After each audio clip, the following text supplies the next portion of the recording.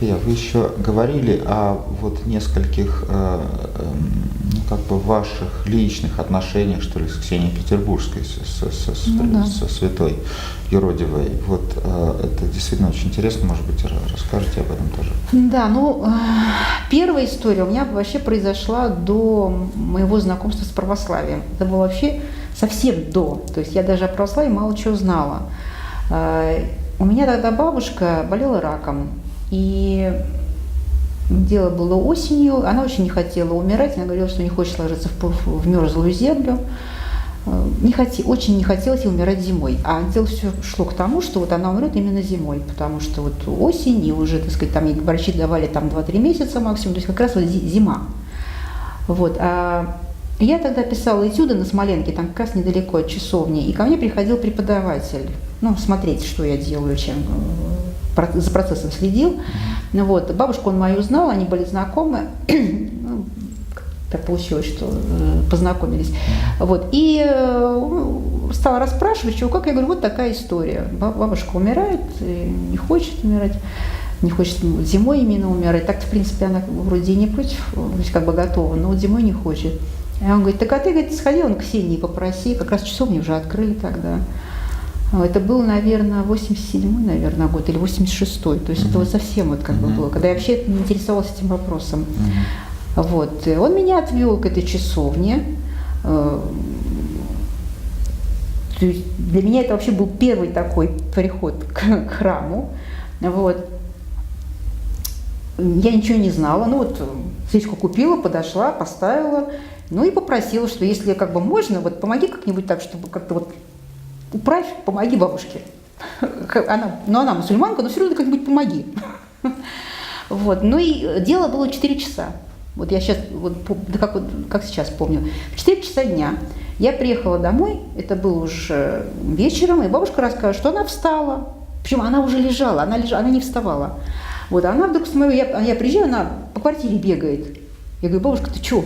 Она говорит, ко мне, стало лучше, я, встала, я, в 4 часа, убрала уже квартиру, сходила, погуляла, и вообще мне все хорошо, в общем, все замечательно. В общем, она прожила до конца августа, она умерла в августе.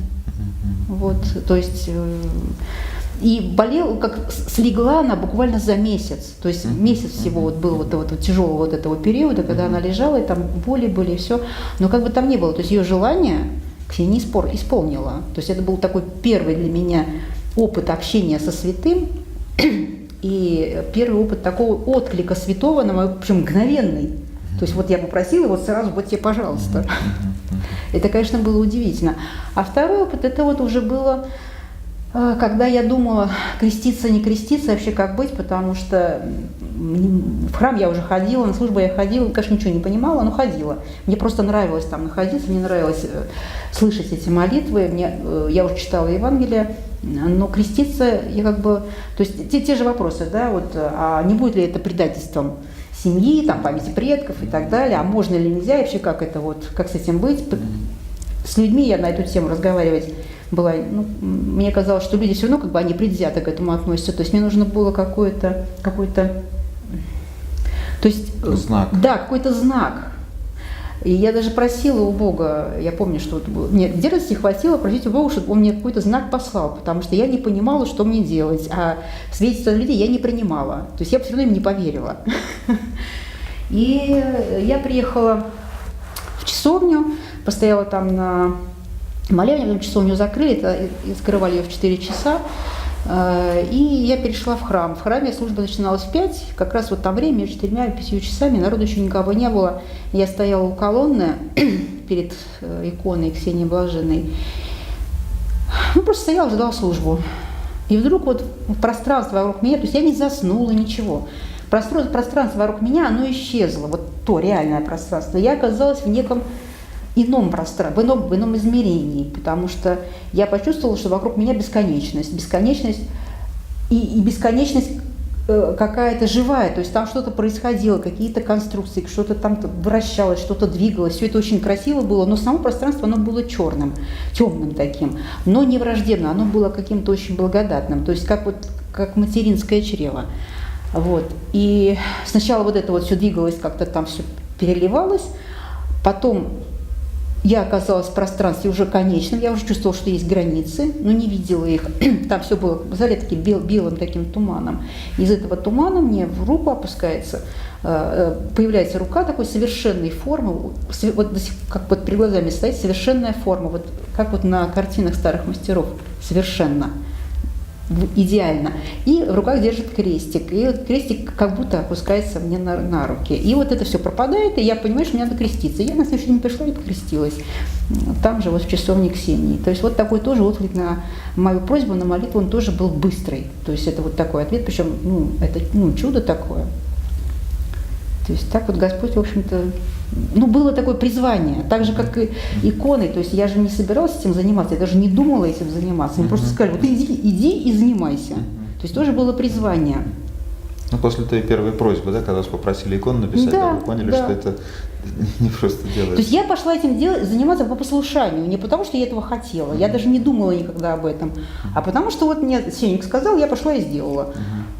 То есть это вот такой момент послушания был. Не могу сказать, что я не могу сказать, что то, чем я занимаюсь, то есть мне очень нравится. Это тяжелый путь, это тяжелый крест, но это смысл, это тот стержень, вокруг, который позволяет мне жить, как бы, и как-то вот понимать, что я не просто так и не зря этим занимаюсь и живу. Вот так. Спасибо. Ну вот еще, вот ваш взгляд, ваши приоритеты. Я имею в виду в иконописи, да, то есть это, вот вы рассказывали уже немножко, да, это итальянские мастера, это византийские мастера, это русские мастера, да, как бы что в динамике иконографии, то есть вот динамика иконографии со старых времен, да, до современных времен. Там, скажем, можно вспомнить знаменитый Стоглавый собор, да, когда Иоанн Грозный, это,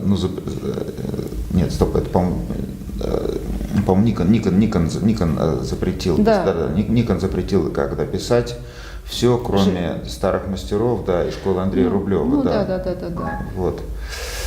Во-первых, ваши приоритеты, то есть что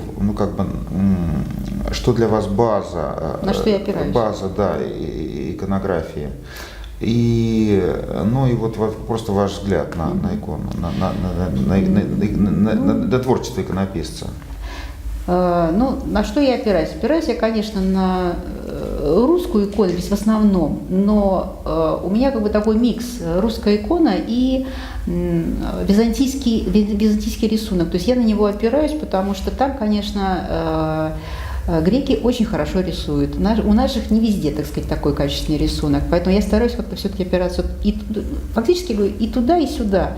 Потому что в русской иконе есть вот эта легкость какая-то, такая воздушность, вытянутость, вот эта устремленность к небу. У греков очень все так монументально и немножко, не то что приземленно, да, а так монументально и ближе, у них пропорции ближе к человеческим, то есть они все-таки используют именно вот реальные пропорции. У нас часто это все вытянуто, мы больше ориентируемся на Дионисия, и я тоже больше как вот в эту сторону, то есть все-таки мне кажется, что икона, во-первых, мы не можем брать и делать вот строго по образцу, потому что те люди и мы отличаемся, мы другие, мы должны использовать их опыт, но делать все-таки так, чтобы это было понятно современнику, так, чтобы это было близко ему, так, чтобы это было понятно ему, и в то же время и возвышало. Поэтому как-то вот такое тупое копирование я не принимаю и и считаю, что это неправильно, не должно быть такого. Это хорошо на этапе обучения. Пока ты учишься, да, пусть пока ты набираешь опыта. То есть ты должен войти в канон. Да, то есть вот, канон, да, вот я уже говорила, это соответствие литургической жизни церкви. Если ты живешь литургической жизнью церкви, если ты живешь вот в пространстве вот этом иконы, то есть ты, в общем-то, понимаешь, о чем и как должно быть. Понятно, что, конечно, ты должен изучать богословие, чтобы не ляпнуть что-нибудь не то. То есть, конечно, должно быть какие-то... Но ты должен опираться на знания. Вот у нас история 2000 лет христианской мысли просто, да, и, конечно, ты должен на это опираться, ты должен понимать, что ты делаешь. Не просто тупо копировать, да, вот взял, срисовал, а понимать, что ты делаешь и как ты это делаешь.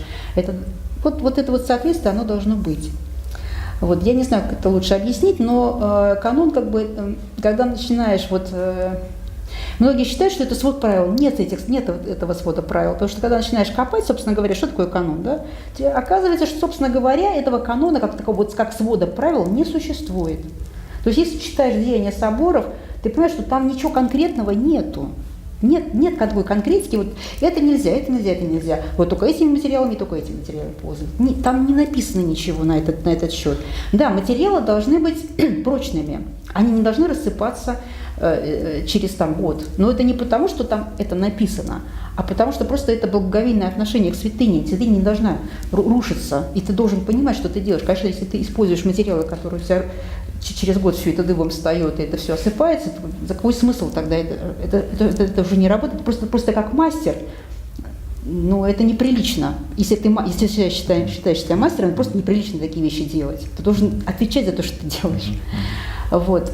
Конечно, я опираюсь и на византийскую икону, и на русскую икону, и как бы вот на их основе... Вы говорили еще итальянский. Да, я сейчас расскажу.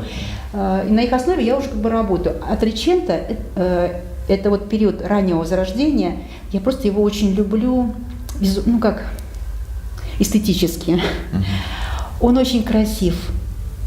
Очень красив. Я когда в Италии была, я ходила по храму, у меня состояние восторга вот это постоянно было, потому что это очень красиво, это очень гармонично, это очень светло.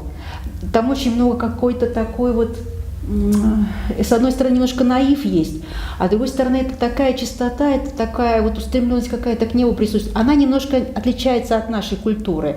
Это немножко не в нашей стилистике, это немножко, не наше, чужое, но при этом это очень красиво. И это не может не восхищать, мне это очень нравится. И какие-то цветовые моменты я тут тоже беру. Мне нравится, это очень красиво, действительно. Вот так вот.